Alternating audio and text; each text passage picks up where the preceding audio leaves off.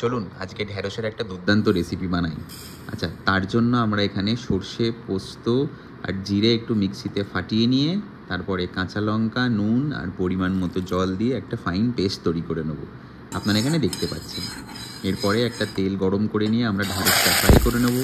ঢ্যাঁড়সের লাল লালে ভাবটা শুকনো অবধি আমরা ফ্রাই করব। আর ফ্রাই হয়ে গেলে আমরা ঢ্যাঁড়সটা তুলে কিন্তু সাইড করে রেখে দেব। তারপরে একটু তেলের মধ্যে দেব কালো জিরে, তার মধ্যে দেব একটু অল্প মৌরি এবং তারপরে একটা টমেটো দিয়ে আমরা কিন্তু ভালো করে ফ্রাই করে নেব। টমেটোর মধ্যে আমরা একটু হলুদ আর লাল লঙ্কার গুঁড়োও অ্যাড করে দেবো স্বাদের জন্য।